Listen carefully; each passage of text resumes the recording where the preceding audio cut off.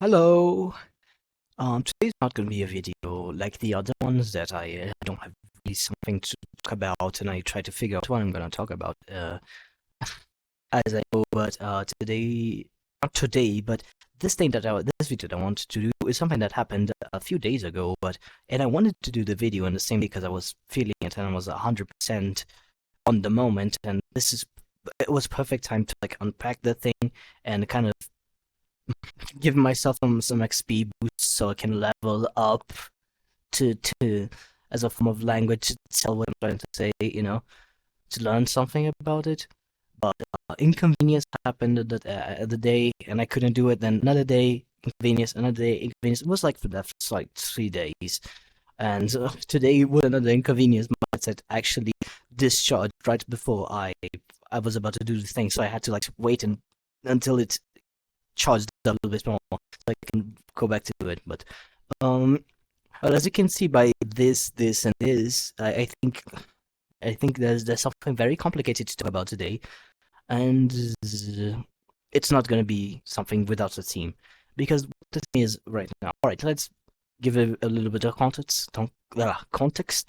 I was talking to a friend, and he's a very cool person. He's a very good, cool guy to chill out, but we're still not in the part of the friendship that 100%, the part where you can just, you can do a little bit of that, but you cannot give out your 100% of yourself until we're still early in the friendship, but it's a good friendship. However, still, there's the element of one watching each other to what the one is going to do next. It's not that spontaneous as normal friendships are, where you just like, what's up, and you just have a fun time. You have a fun time, but there's still a game happening under the covers of everything. It's something subliminal. So what that is, I wanted to talk about cognitive hazards around here, but I already did a half an hour video on that. I'm not gonna extend myself into it. But again, if you watch that video, you can imagine that this situation is part of a cognitive hazard because that each one person is managing, because when you're managing yourself to hold back information so the other one doesn't get startled immediately, and the other one is doing that too. It's something like that. It's a type of cognitive hazard. It's not. This is not the definition of a cognitive hazard, but it's a type of them. There are many types. There are many different things, but this is one of them. So talking about that, managing that it's a real pain in the ass, I would say, because frankly, it doesn't let you 100% have fun while hanging out. It's something that stops you right on your tracks. Or well, not maybe right on your tracks, but it does hinder your ability to 100% have the hangouts that's supposed to be fun, and that's for both parties. But it's again, I already talked about this videos back. It's a necessary process. This is just how people work. But one thing, even though if you know me closer, I think I'm not the kind of person to have social anxiety. Much on the contrary, social anxiety fears me a lot of the time. But yeah, even I feel that sometimes because I'm human in the end. I'm not some sort of fucking alien or something. I'm, I'm I might be Brazilian, but I'm not out of this world. All right. So um, what was it? What I was saying? Oh yeah, yeah. I get stressed out of it when the thing happens, and so with that, I lose a little bit of my ability to, well, I get stressed out with that, and I have to manage the stress, so I lose ability to manage the flow of information in the first place. So I become bad at it, and I start and it becomes like a feral state of like alertness. Like I gotta get the situation right now, and oh no, everything's going bad. Even though that's just part of my brain saying that that's not everything. Because if I just go all in, and that's the everything's gonna crumble apart, and not only the social interaction, the friendship is gonna go to down the drain if I just go crazy at the moment. That's that's something you don't do. So how's the coping mechanism for that? I sometimes try to I just lie as much as I can, but not intentionally. And I don't try, and I don't want to do that. And that's the problem is that it does not happen only with just that thing. If I get this very specific type of stress, it enters the point where my brain just automatically starts to lie, and the I need to get out of the situation really quick, immediately, right now part. And now what's the problem? I have to manage the situation. Well, just the hangout process. That part is actually supposed to be fun. The part of flow of information between two people of the and handling magneto hazards. I have to handle the stress of it. That's hindering my ability to go back. And I have to handle this last part. So it's like 4 layers of just not not fun at all. So I wonder how can I what can I do to become more genuine when I talk to people like that? But without giving up all of the well, all of the benefits that come with managing it and letting. In a sense, I'm not. I don't want to have a trade off. I want to do all the things all the time. You know, I don't. I want to figure out a way so I don't sacrifice one thing for another. You see? All right. So when it comes to well, a situation that's for the sake of this argument, for this explanation, let's just say it's a one-on-one. There's not another person here. There's not. Let's make it harder for yourself and just say it's just you and them, and all the long silences or pauses that can happen between them. So let's say you are dealing with all the four levels of things that are the four layers of things that are you're having to deal with, and the situation got dire because you you are well trying to go with the flow and trying to just be genuine yourself. You said something that slightly, not necessarily made them not feel that good, but you can feel that something happened, something that just clicked bad. So what you can do in this situation, there's these four options that at least I can see at any given moment, and especially in this scenario, because yeah, it's something hard. But look at this. You can imagine there's just a fucking clear, very clear option right here. But that is not so clear at any given moment when you're talking to someone and you're still having to deal with all these things at the same time. It's too much to take at any given moment. Try and do a math problem while listening to two different music in each year. Just try and do that. Just trying to do a sequence, and you're gonna understand what I'm trying to say. So first option, just keep talking. You just keep talking as nothing happened. Just forget that thing happened and hope everything that you have ever done before in the conversation has taken you to a point where you can afford yourself to keep talking, or you can just the thing you just did right now can be fixed by later. And that is a very reliable option and very good option at most times, but not every situation, because this option is very situational. Yeah, for any given situation. Yes, I know, situation. Ooh, but it's not something you can apply every single time. But you can try and do. But if you try, the problem is if you done and use this way too much and things are not working, then you get these three options.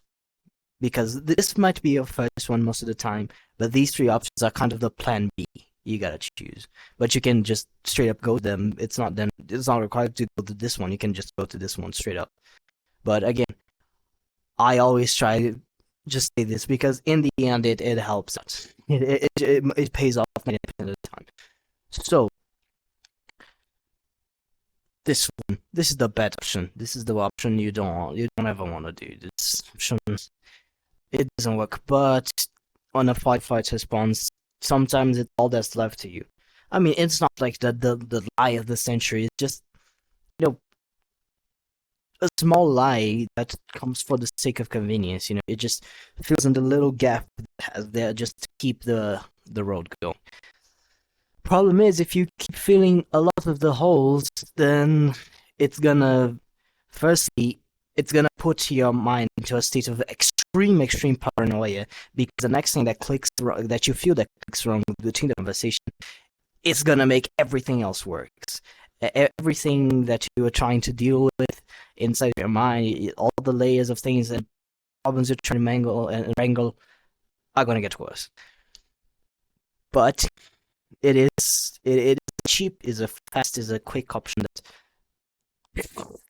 works sometimes if you use it very sparingly, and most of all, don't try to use it for to begin with. Don't try and use it ever, never, because if you try and use it, it just doesn't work. This only happens if it comes out natural, but this is just straight up the bad option. Just I would never go for it if I could, but that happens to me sometimes. Whenever I ever go to the lie option, it's fun because it's for very specific, like, triggers of things that hit me. It's a whole thing. I could do another video about it, but I don't want to. But alright. Third option, distract. Instead of like going on the defensive, you go on the offensive for this one because you felt something that clicked wrong, right? So instead of, well, being this part, you just go on the offensive, you know? You just go there, click to them, and try to distract from whatever just happened now. Change subject. Just straight up, just change course. Because we are going this path, it's not going good. Change everything.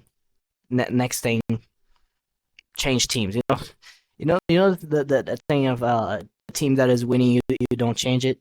This is a team that's losing. Change the fuck of it. But sometimes you don't need to change it. But again, sometimes first option, it's a better option most of the time. But again, not an option that I like to do. You want to know these two things right here? They both severely like get you down. They both debuff you while in a conversation. They're not good, but they're cheap and they're to what to do. Again, they will not help you, but they will pass this very quick, quick gratification, like next part of the hangout session. However, this one, the being genuine one, is just straight up the better part because, well, if you're genuine,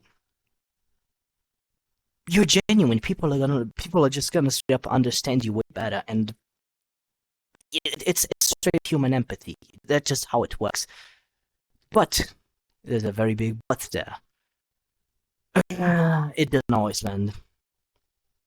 And more so, you are having a million things going through your head right now, and you're trying to get yourself together and just stay in the situation and pass through and go back to the state of, well, out, the state of spontaneity. That's not a word in English, but the state of being spontaneous and just actual hangout. You're trying to go back there. And this is getting another layer to it. It's straight up the best option, but it's the most expensive one by far. By far, when I say that. Because when you're going to be genuine, first off, you will have to understand everything that is happening with you right now at that moment. Calm the fuck down. Pick yourself together while not letting the bag fall for all the rest of the conversation, and just be genuine. Explain the situation, but how to go in on an essay or a thing that just, oh, just like the exact thing that I'm doing here right now. Just talking to a camera with a whiteboard and markers. That's not the thing you want to do. That's not how you become genuine to someone when you're talking. Again, it's extremely sensible to each conversation that you're going on, and most of all, each subject and each part of every subject is so many infinite possibilities that I couldn't start to tell how a single one of them is. But it does take a lot of effort. Then sometimes that you don't even have, and even that, sometimes if you even try, and sometimes you even go for it, it might not go right, because sometimes being genuine,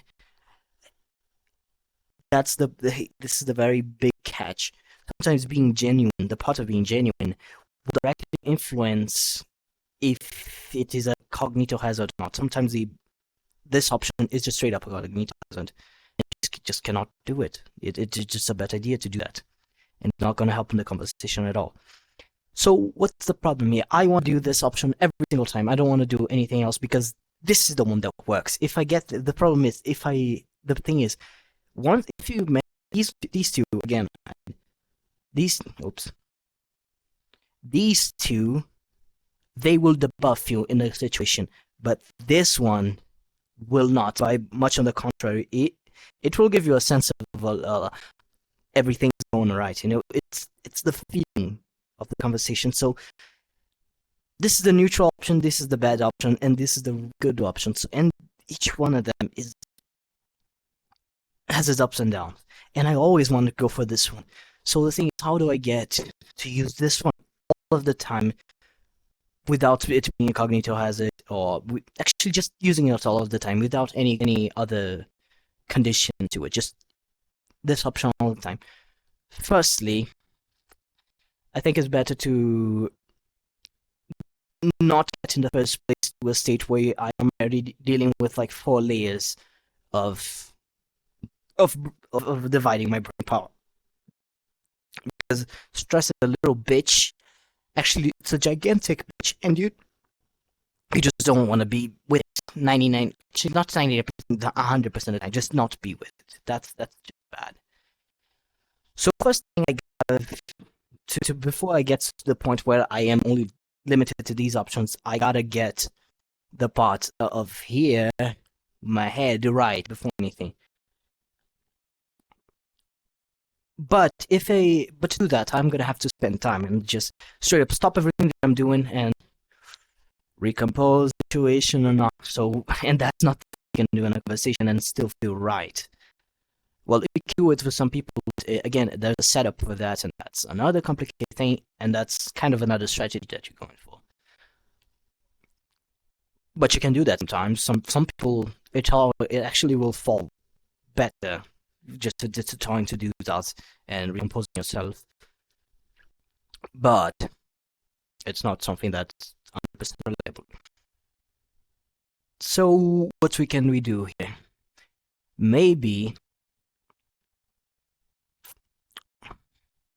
I get it. This is very crucial. To beat this part and to firstly deal with all the stress, I believe we could use a distraction or something. Firstly, to do anything. Well, this is supposing that the conversation is on my side. But if I manage to get the conversation on their side, things are going to be way better, because it's going to be way easier for me to, have time to recompose and basically build up and do everything. But while that's happening, I have to take very much attention to whatever they're saying. So I'm going to waste even more brain power and more resources to do that. So it's a gamble to do that. I did that before, but I remember it doesn't work too well. So, seeing that,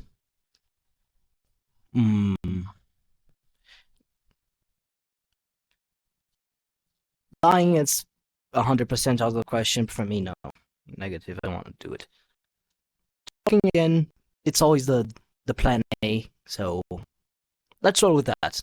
Let's say I talk and I get them to say something else. Do I have time to compose myself while they're taking in what I am saying? Or even better, I can, while I'm talking and continuing the conversation, I can steer it to a subject that helps me out, calm down, or it's a subject that's easier for me to do. But again, not every situation is going to be like that. So not every situation is not easy and so simple as for me to count that. Sometimes there's going to be possible to do that, sometimes it's not. So again, let's go back. Let's roll down a bit. I do believe we found a solution for some situations like that. But again, about the cognitive hazard, that's the thing that kind of blocks you completely, stops you on tracks, and does not let you ever achieve this. So, oops. Again, maybe getting a part of the cognitive hazard out without achieving everything. But again, you have to. I mean, that's not too much of a big price to pay to analyze very quickly on a surface level what could have the cognitive hazard not apply, because you can compress any cognitive hazard down to what is the problem it brings. For example, the game. You just lost the game. There's nothing you can compress more than this. The game, you already lost it. It's already over. There's nothing you can compress about it. But if you say if you lost the game, and the person was just talking about the game before, say he just lost the game in a fucking completely unrelated matter, there's not too much cognitive hazard there, but there's something in there. There's kind of layers to it and fluff that you have to trim down to come to like the core part of it, what makes it actually. So there's more information that kind of rounds it up and goes around it that maybe you can get it out and maybe find a way to weave through and be genuine without getting out the cognitive hazard already. Again, I've been in situations where I couldn't give the whole cognitive hazard. I could have give parts of it, but not the whole thing. But what if I'm not genuine about? What if cognitive hazard does not let me be genuine? What if I'm actually genuine but something else? What if I'm actually genuine about something that is 100% true, and I 100% feel about that, but not the thing that is the problem? Maybe finding another way to be genuine, because being genuine it's something that can go a lot of different ways. This is not a single thing. This is not a single option that you have to follow through. This is a deck of options you have when it comes to being genuine. You can be genuine about a lot of things in any single situation. Maybe you don't need to be genuine about a specific cognitive hazard itself. That might not be so obvious when you think about it in the middle of a conversation. You barely even be able to think about these four options, and decide about and at the heat of the moment. And sometimes you decide this, and it's a bad idea. So thinking about it, yeah, genuineness is not something so simple as so straight up as a line. It's something that you can spend upon in many ways. So maybe that's a way to get it out and get this conversation going. Maybe form a friendship around that without being a motherfucking asshole. And I guess yeah, fuck. I guess I achieved what I wanted to achieve. Yeah, this is exactly what I wanted to do, and I'm happy I managed to think about this. Yeah, this is a good video. I don't think I have too much anything else to say. Maybe that I don't know. This also applies to videos to a certain degree, Uh, I cannot be so genuine at any given moment, even with videos. It's something not even I can do. And even while doing videos, sometimes I have to, well, play this game that is this, well, not this in the same way. This is like it's like a single player version on easy mode of that, because I'm talking to a camera. That's even less, you know. I mean, it's just not easy as talking to your thoughts. That's the easiest, like, training boot camp, shooting range type of level of difficulty ever. You know, it's not that it's not that it doesn't have some challenge, but it's way easier than this. But in the end,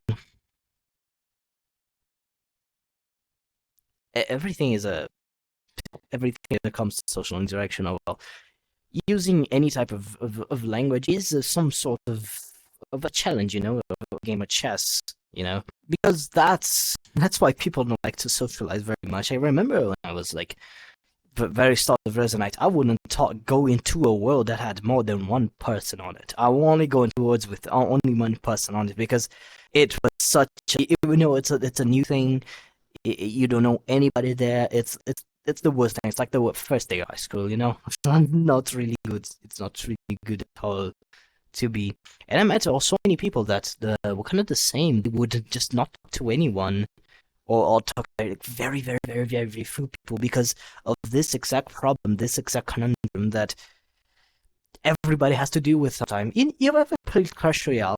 Clash Royale, you know, that mobile game that's been really popular since 2016. It, you know, I've played my share of that, and effectively, it feels the same as this. It feels the same as tennis, actually. Tennis, Clash Royale, conversations with other people. I would say it's an individual sport. It's a sport that you have to use your mind to go over it. Because differently than chess, it's something that's actually real time, way more than chess that is turn based. Even though chess is, you can do that, and it's, well, can explain a lot. It can help you get a hold of your mind way better. But it's done in real time. You know, when the milliseconds count, and can feel them. That's gonna be way better than a turn. I guess that's something that I'd like to end up on. I don't have anything else to say. That's the end of the lecture. This I, I I hope I never have to do this one. This is, yeah, I don't like doing lectures. I just like to talk and things and stuff. But I mean, I did this lecture. This was really a lecture for myself at the end, but I'm kind of sharing to everybody else. But I don't know.